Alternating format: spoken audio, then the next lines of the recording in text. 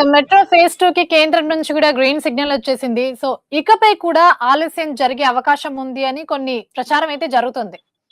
So, ఇంకా కాంగ్రెస్ ప్రభుత్వం దీన్ని ఆలస్యం చేసే అవకాశం ఉందంటారా? ఆలస్యం లేదు మేడం. ఆల్రెడీ వర్క్ జరుగుతూనే ఉన్నది. పర్మిషన్ రాగానే సీఎం రాగానే దానికి మొత్తం దానికి సూచన ప్రాయంగా మొత్తం చెప్పేశారు. ఎందుకంటే ఆగిన కొద్దీ దాని బడ్జెట్ కూడా పెరుగుతుంటది. ముందు ఏంటంటే బీజేపీ వాళ్ళకు ఓల్డ్ సిటీ అక్కడ మెట్రో వేస్తే డెవలప్మెంట్ అవుతుంది ఈ ఓల్డ్ సిటీ అని చెప్పి దానికి తొక్కి పెట్టారు. సీఎం రెడ్డి మనం ఏంటంటే రేవంత్ రెడ్డి అన్న ఏం చేశారంటే గట్టిగా కూర్చుండి మాకు ఇస్తేనే సరే లేదంటే కాదు అని చెప్పి కిషన్ రెడ్డిని బెదిరించే, ఎందుకంటే నువ్వు రిజైన్ చేయి కేంద్ర మంత్రికి నువ్వు వనకరావు అని చెప్పి బాగా అంటేనే మాకు పర్మిషన్ ఇచ్చి అక్కడ ఇది చేపించారు. ఆ 2 రోజులు ఉంటే పని అయింది. ఎంత కష్టంతో మనం పని చేపించుకుంటే అయింది. నీ అంతా నువ్వు మనకి ఇచ్చింది కాదు. ఎందుకంటే డెవలప్మెంట్ కావాలంటే అటు సెంట్రల్ గవర్నమెంట్ ఇటు రాష్ట్ర గవర్నమెంట్ ఆడికి ఇప్పటికీ కూడా ఆ మంత్రి వర్గులు అడిగితే 50% హెచ్ఆర్ఏలు 50 కేంద్ర ప్రభుత్వం 50 తోని ఇప్పుడు అది ఇస్తే సాధ్యం అయింది. లేదంటే మొత్తం గవర్నమెంట్ స్టేట్ గవర్నమెంటే చేస్తా అంటే వాళ్ళు ఒప్పుకోలేదు. ఇన్ని రోజులు ఇప్పుడు ఇస్తా అంటే ఒప్పుకొని వాళ్ళు పర్మిషన్ ఇప్పించారు. ఇప్పుడు కంటిన్యూగా పని జరుగుతుంటది. ప్రజలు కూడా ప్రయోజనం ఉంటది, అందరికీ ప్రయోజనం ఉంటది. మెట్రో వల్ల కూడా ప్రతి ఒక్కలకు ఏంటంటే కొత్తగా వచ్చింది కాబట్టి 20 ఏళ్ల సంది 30 ఏళ్ల సంది లేని ఈ ఇప్పుడు వచ్చిందని చెప్పి రేవంత్ రెడ్డి చర్చ స్థాయిలో నిలిచి ఉంటది అని చెప్పి ఉద్దేశంతోనే రేవంత్ అన్న పట్టుబట్టి దాని పర్మిషన్ తీసుకొచ్చారు. వీళ్ళు బాజాబ్తా ఎంఐఎం కి అంబేసి రోల్ సిటీని అది సపరేట్ కంట్రీ అన్నట్టు. మేడం మేము దగ్గర 15 నుంచి 20 ధర్నాలు చేసినాం మేడం హైదరాబాద్ లో ఓల్డ్ సిటీకి మెట్రో రావాలని. వీళ్ళు అప్పుడు కాంగ్రెస్ వాళ్ళు లేరు.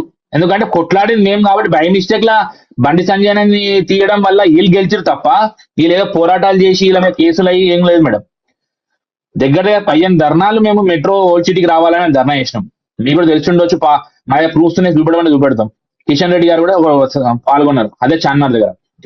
నేనేమంటున్నా అంటే మేడం ఇప్పుడు ఎంఐఎం సంబంధించిన ఆ ఎంఐఎం డైనాసిటీ లేక ఓల్డ్ సిటీ అనేది ఇదే ఇలా కాంగ్రెస్ నాయకుడిని ఫిరోజ్ ఖాన్ ని ఇంకా లోక మస్కతి ఆయనని ఎంఐఎం వాళ్ళు కొడితే ఇప్పుడు ఎంఐఎం తో దోసానే చేసుకుంటారు వీళ్ళు.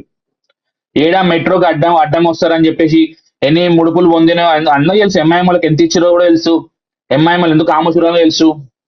వాళ్ళకేంది ఎంఐఎం వాళ్ళు ఎవరు గవర్నమెంట్ ఉంటే అని పాట పాడతారు వాళ్ళు. అల్టిమేట్ ఎంఐఎం పక్కకు పెట్టి ఓల్డ్ డెవలప్మెంట్ చూపెట్టారు. అప్పుడు మీ ఎమ్మెల్యేని గెలిపించుకోరాడా సరే మేము ఎట్లా గెలవవచ్చు కానీ మేము గట్టి పోటీ ఓల్డ్ సిటీలో కూడా బీజేపీ వాళ్ళు గట్టి పోటీస్తారు వాళ్ళకి. అంతో ఇంత ఇలా హిందువులు సుఖం గుర్రా అంటే అదే ఓల్డ్ సిటీలా దాడులు జరిగినా కూడా ఎందుకు అన్ని ఇల్లులు ఎందుకున్నాయి అంటే ఇక్కడ కాంగ్రెస్ వాళ్ళు కొట్లానుకో టీఆర్ఎస్ కొట్లాను కాదు మేడం. మాలాంటి అందరూ 18 కేసులు ఉన్నాయి నా మీద.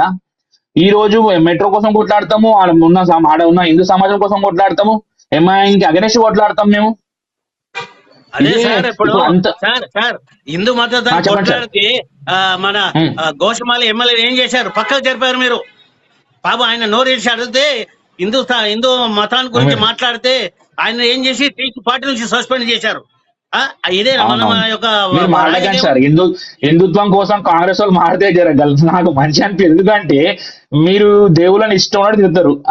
ఇవాళ హిందుత్వం ఎక్కువైంది కాబట్టి మీరు గుళ్ళలకు పోయి బొట్టు పెట్టుకోవడం తప్ప లేకపోతే రాజసింగ్ మీరు సస్పెండ్ చేశారు కదా. అవును రాజాసింగ్ మాట్లాడితే అవును సార్ మీలేక మన షబీర్ అలీ అదిగా సార్ డెవలప్మెంట్ చేయమంటే డెవలప్మెంట్ చేయరు. అదిగా సార్ షబీర్ అలీ మహేష్ గౌడ్ ఆడియో దాని గురించి మాట్లాడారు. చెప్పండి మీలేక లోపల దులుపుకొని ఆ సీటు పంచుకోవడమాట. మొన్న రాజభవన్ ఉందిగా మీ కాంగ్రెస్ భవన్ లో కూర్చొని మన సీటు పంచుకోరు కదా. మహేష్ గౌడ్ది అది షబీర్ అలీ ఇష్యూ అయితే ఆడియో లీక్ అయితే లోపల కూర్చొని సీట్లు పంచుకోరు, మంచిగా తినిపించుకోరు ఒక్కొక్కళ్ళు. ఇదా